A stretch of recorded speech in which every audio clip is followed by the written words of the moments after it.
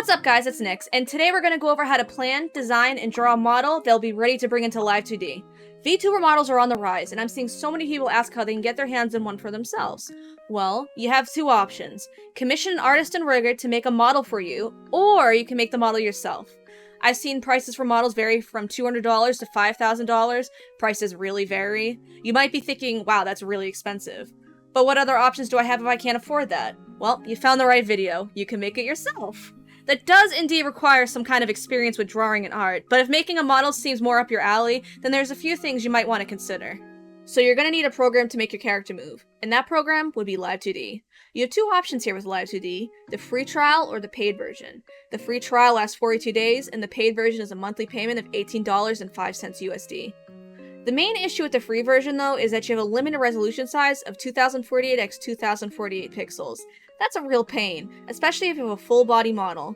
I personally did the paid version of my model, but I made sure I finished the artwork first so I could squeeze as much rigging as I could out of my 1 month. This is something you want to keep in mind before you even start the art of your model. At what point do you want to purchase Live2D?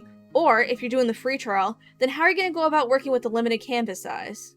Making a model takes a lot of time. It took me about 5 to 6 months to make my first model, which is my catgirl model right here, and for the art for this model right here, the one I have drawing on screen, it took me about 2-ish months to do.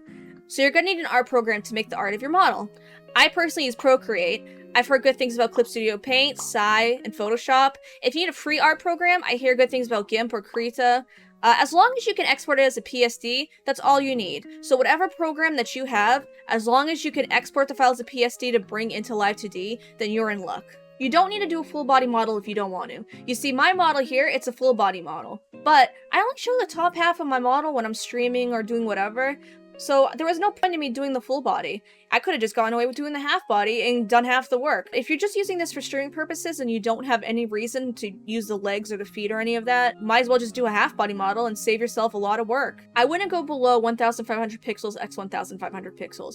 And my reasoning for that is your model might start to look like lower quality. Do you ever see like videos that are bad resolution? Well, you're risking your model looking like that. For my model here, this full body model is 3000 pixels wide and 5000 pixels tall. If I was doing a half body model for this model, it would be 2500 and 3000 tall. For the paid version, you can go with a pretty large canvas. You can go very, very big. And you have to keep in mind, if you're going to do a very large model, keep in mind the face tracking software to avoid lag. It can be a real drain on your CPU. So I've seen an interesting question going about, how can I make a VTuber with a physical drawing, like a painting or colored pencils or whatever your medium is? Well, the only thing you need is a PSD file in the end. If your goal is to use physical art to make your VTuber, then my first approach would be to scan it onto a computer by, using a scanner or taking a photo of it, whatever your method is. Whatever you can do to bring it onto the computer and then edit with your art program of choice, such as Photoshop. I would first remove any background and make it transparent, just so it's the model, the outline of the model, no background. I would then chop the art up into pieces and separate it so it can be moved like the arms and the eyes. So that way, when you bring it into Live2D, you can rig each individual piece properly. Some things to keep in mind for when designing the model. People look at your face mostly. Humans tend to naturally be drawn to the face, especially the eyes and mouth. Keep in mind what parts are going to be partly hidden in some positions, or what parts are going to be up in front. The bangs, for example, are going to be up in the front. The back of the kimono for the model I'm drawing right here will be hidden, but may show through depending on our movement. What kind of movement and physics do you want for your model? For example, in this VTuber, I wanted there to be a lot of shine and reflection in the outfit she's wearing. I separated the shines so that I can edit the movement of those separately instead of merging it down with the rest of the model. I also made sure the shines were fairly long because of the curve of the outfit, so it would never show through the top or the bottom part. Another example for my current model is a tail texture overlay. I have an animation of a multiply layer that has a grungy smoke texture play on top. I had those layers separated, but I made sure the texture was large enough for the movement of the overlay animation. For my catgirl model here, originally I designed this character for animation, not even knowing about VTubers at the time. That's why her design is more on the simpler side. Although I stayed pretty true to design when I drew out her model, I wonder what she would have looked like if I designed her with the idea of a VTuber in mind.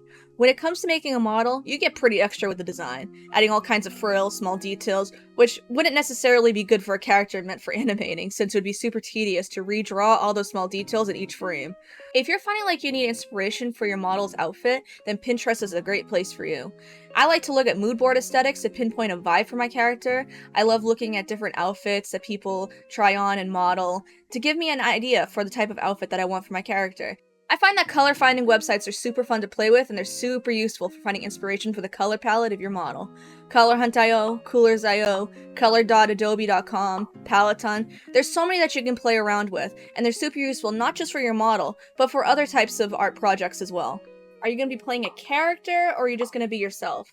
So a character, you gotta stick to a theme and the idea of the overall character, but if you're just being yourself, you have a little bit more freedom of just doing whatever with the design, and anything you just vibe with. Honestly, just do what feels right and what you think you'd enjoy doing the most. The first thing I would do is I would gather a ton of resources for things that I would like to be represented in my model, like, for my model I had Black Cat, Smoke. I would gather references of art you love and list some of your favorite artists, and just go through them and see what you love about their art, and things that maybe you could incorporate into your design. Like, oh, I love how this artist used like a blue shine in her character's eyes. Try and get a lot of inspiration. So as for the drawing process, there are different ways you can go about drawing your VTuber. All in one layer, each part separate from the beginning, or a mix of both. If you're going to do all in one layer, where you have your full picture but you cut the parts out, you still need to fill in the areas a bit, such as the back of the hair and such, but this is a useful method if you already have a picture you want to turn into a model. For each part separate from the beginning, this is where you start drawing each separate part of your VTuber model from the beginning in different layers. This method saves you a lot of work later on and definitely helps you stay organized. These parts need to be separate either way, so you just do it throughout the entire drawing process. If you're going to do a mix of both, this is how I personally go about it. Some parts I fully draw and then separate after, for example the hair. It just helps me in the drawing process instead of separating each piece every time. It helps me with understanding the shading better. Other parts I don't need to have all together to ease the art process, such as parts of the body like the arms and eyes. I'm able to separate and draw just fine. The Symmetry Tool helps a lot. For Procreate, it's in Settings, Canvas, Toggle Drawing Guide to see it. You'll have to edit the drawing guide if you're just seeing a grid. Change it to Symmetry, and there you go. You can even change the line color. Now in Layer Settings, you click Drawing Assist, and you have Symmetry activated for that layer. Just look up how to activate Symmetry Tool for your program of choice, and you'll be all set. The model's left and right is not your left and right. Since she's facing you, her left will be your right, and your right will be her left. Just think of it as, like, reversed. Make sure you zoom out sometimes. The reality is, your VTuber will be a bit zoomed out when you're streaming or making videos or whatever. So, if there's specific features you really want to pop, make sure they do so when you're zoomed out. Try to stay organized. There's going to be a ton of layers, and it's going to get confusing after a while, so make sure you have each part labeled and separated. This is coming from someone who hates organizing and labeling my art because it's tedious.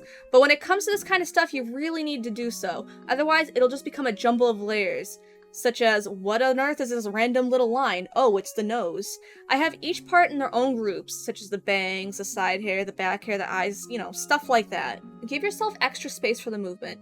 It's important to make sure you give yourself a little bit of movement space in the PSD file before bringing it into Live2D. Imagine your character moving from side to side and the hair physics just swinging all over the place. You'll want extra room for that so you aren't feeling cramped when it's time for rigging in Live2D. As far as what position or pose to draw your character or model in, I would personally just draw my model in like a neutral or standing position with the arms loosely at the side, just like shown here. I do this because it's easier to rig in Live2D. If you want to draw a character who is in position in a more so sitting or to the side, then I would just draw that character out in that pose instead of the neutral position because it's a lot more specific. For Live2D, you want to have each part of the model merge into one. For example, take her arm here. You have to merge the line art with the colors so it's one part. There's situations where this can change, like for example, if you want to keep the shading separate, such as how I have on the face here. I have the shadow separate. It's on a multiply layer clip to the head, and this gives more depth when I edit the X and Y movements. But for the most part, it's easier and better to have it all one full piece. You can start out by having the line art, shading, and base colors on different layers, and just merge it after. In fact, that's how I did it. You have to draw extra for each part, such as the neck for example. You have to have it longer so when you move your head, it won't have a neck that's cut off. You can't have any void. Here you can see I drew the back of the hair. Even though you'll never see this back part, I have it there just to fill out the void just in case this VTuber does some extreme movements, and you never know what might show. Now for my actual drawing process. If you do things a little bit differently, then just go with your way of doing things. This is just how I do things. So, First things first, I start with a messy sketch that I refine until things are looking good and anatomically, there you go, anatomically correct. I hate that word. So yeah, I just messy sketch first, and then I just refine it until it starts to look correct. I then move on to clean lines. For the line art, I initially just keep the lines one single color. After that, underneath, I'll lay down the base colors. I'll experiment here with tones and color palettes and whatever different hues, but initially I kind of start out with a color palette in mind. Thinking about that, I do my shading on a multiply layer on top of the base colors, and knowing about the general tone of what the character is, I will either do like a more cooler overlay for the shading or a warmer, but I notice that I tend to lean towards more vibrant reds, purples, or pinks. I'll lay down soft shadows, and then drop shadows, I tend to have those a bit more sharper. But for just the general shading of the overall body, those tend to be more softer shades. For drop shadows, such as the hair cast shadow and the lower jaw, I'll keep these separate. And the reason I keep these separate is I want to use these later in Live2D to help achieve a more 3D effect. So I will rig these separately, so when I move my character's head and stuff, you can kind of see like you can see the outline of the shadow a little bit more. So once I have all the base colors and the shading down, I'll go back to line art and I'll put a clipping mask over that line art. I'll then choose a darker color of the shaded parts and change the line art color to that. Just whatever is a darker color of the shading. Once I do that, I'll add extra details such as shines or bounce light, highlights. Make sure you don't have any stray lines or anything like that. Keep it clean, otherwise when you bring the model into Live2D, you're gonna have some like random little meshes in the corners if you just forgot to erase a dot or erase a line. Once you're done with the art and you feel it's Live2D ready, then save it as a PSD. For me personally, I use Procreate, so I wanted to send my file to my computer since I didn't do it on my PC in the first place. Well, Procreate, I don't know, I was having some issues sending a PSD file through Procreate to my PC. It didn't want to send.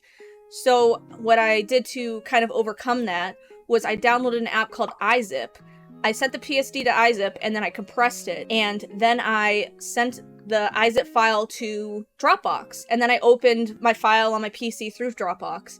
And there we go, I was able to do it that way. So if you're having some trouble bringing your file from a different art program that's not on your computer, like I saw some people wondering if they could bring it from their phone, that way worked for me, bringing it through Dropbox to my computer. Thank you so much for watching my video to the end. If you enjoyed it or felt it helped you out at all, then maybe consider throwing me a like and subscribe. It's free and would really help me and my small channel a ton. Anyways, thanks, catch you later.